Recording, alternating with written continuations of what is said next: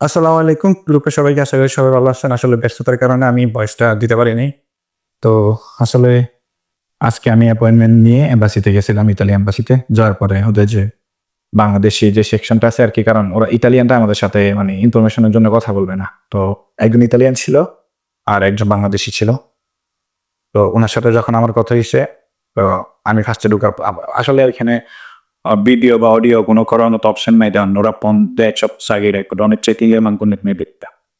তো ঢোকার পরে আমি আরকি আমাদের এই রিসিভ মানে আমাদের এই ইসিটা দেখাইলাম, ওইখানে আমার নিউজটা দেখাইলাম। দেখানোর পর আমি ইনফরমেশনটা জানতে চাইলাম।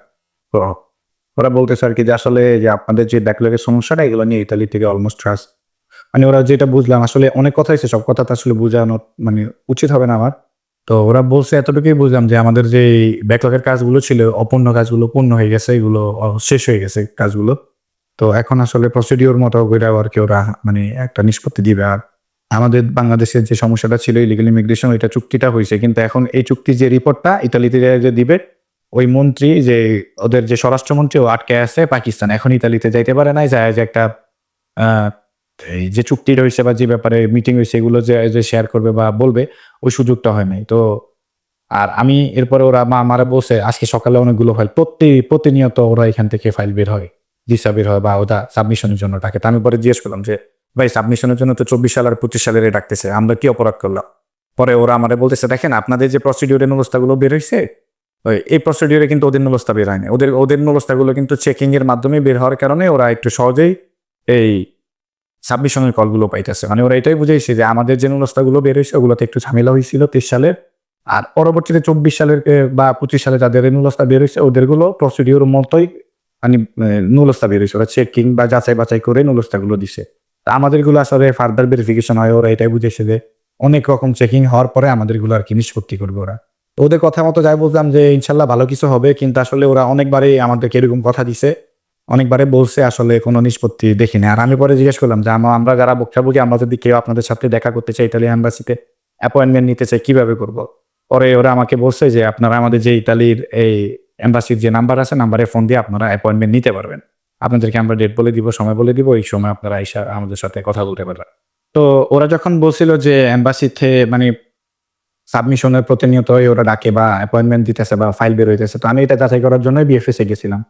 তো আমি যখন বিএফএস এ গেছিলাম তো আপনারা তো মনে হয় সবাই দেখছেন আমি একটা ছবি দিছিলাম গ্রুপের মধ্যে। ওই ছবির মধ্যে আমি মানে যখন ঢুকছিলাম তখন ১টা ৪০ বাজে মনে হয় সময়। তখন বিএফএস এর মধ্যে সাবমিশনের জন্যই বইসা ছিল। এখানে অ্যাপয়েন্টমেন্ট ছিল। তারপরে এই সাবমিশন ছিল। মেক্সিমাম ২৪ সালেই ছিল। বা স্ক্যান কপিও ছিল কিছু।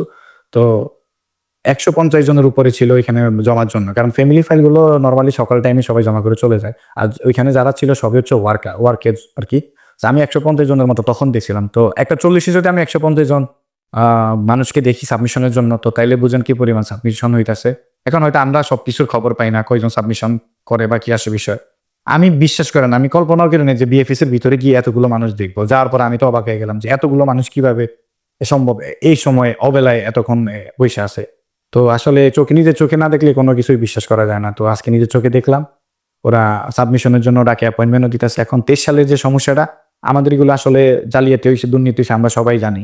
তো আসলে এইজন্যই আমাদের ফাইলগুলো ভেরিফিকেশন এর জন্য আরকি একটু কড়াকড়ি আরোপ করছে। আর বাকি যেই ২৪ সালের যে ক্লিক ডে গুলো হইছে এগুলো আসলে প্রসিডিউর মেনে এই নুরুস্তাগুলো বের হইছে। তাও ওরা সাফার করছে অনেক কিছু। ওদেরও ভেরিফিকেশন হইছে। বাট ওদেরগুলো আমাদের মতো এত ভেরিফিকেশন হয় নাই। ওরা মূলত এটাই বুঝাইছে আরকি যে আমাদের এই নুরুস্তাগুলো ভেরিফিকেশন একটু বেশি কড়াকড়ি কারণে আমরা একটু সময় নিতেছি। আর ২৪ সাল বা ২৫ সালে যাদের নুরুস্তা বের হইছে ওদেরগুলো আমাদের মতো ভেরিফিকেশন হয় নাই। ওদেরগুলো ১ স্টেপ বা ২ স্টেপ ভেরিফিকেশন করলে ওরা ক্লিয়ার এনে দিয়ে দেয়। বাট আমাদেরগুলো ২-৩ টা স্টেজে ভেরিফিকেশন হয়। আমি এবার ভেরিফিকেশন স্টেজটা বুঝাই। আমাদের ফার্স্ট এ ভেরিফিকেশন হয় সুই থেকে। সুই থেকে ভেরিফিকেশনের পরে এটা থানা থেকে পুলিশে কন্ট্রোল করে ওই মালিকের এই রেসিডেন্স এগুলো চেক করে থানা থেকে। থানার পরে এগুলো যায় লাবর অফিসে। লাবর থেকে ক্লিয়ারেন্স দিলে মিনিস্ট্রি থেকে মানে ভিসা ইস্যু করতে বলে। তো ৩ টা স্টেপ আমাদের জন্য আরকি। আর ওরা আমাকে এটাই বুঝাইছে যে সবকিছু এখন মিনিস্ট্রির কন্ট্রোলে। মিনিস্ট্রি যখনই ওদেরকে বলবে ওরা তখনই ভিসাগুলো ইস্যু করবে। আর এতটুকু বুঝলাম যে আমাদের যে ব্যাকলগ এর কাজগুলো এগুলো অলমোস্ট শেষ। এখন জাস্ট মিনিস্ট্রির সিদ্ধান্তের কারণে আমরা হয়তো কোনো রেজাল্ট পাইতেছি না। বুঝলাম।